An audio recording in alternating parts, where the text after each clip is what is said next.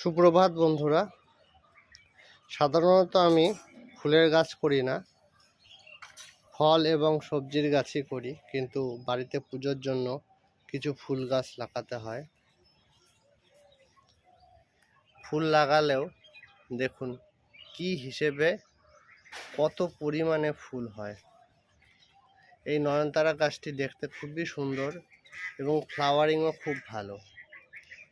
এই নয়নতারার বীজ থেকে গাছ বানানোর চেষ্টা করছি। দেখুন কি সুন্দর লাগছে। একটা ছোট গাছেই রেগুলারলি এতগুলো করে ফুল ফোটে। আর এপাশে মিলি গাছটিতেও প্রচুর ফুল ফোটে। আপনারা চাইলে এই মিলি গাছ লাগাতে পারেন, তবে একটু বাচ্চাদের থেকে দূরে রাখবেন। এটি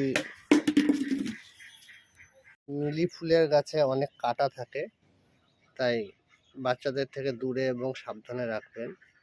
কিন্তু গাছটি দেখতে খুবই সুন্দর, প্রচুর ফুল হয়।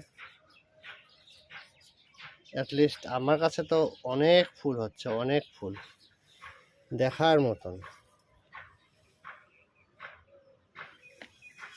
খুব সুন্দর। এটিকে একটি বড় পাত্রে দেব।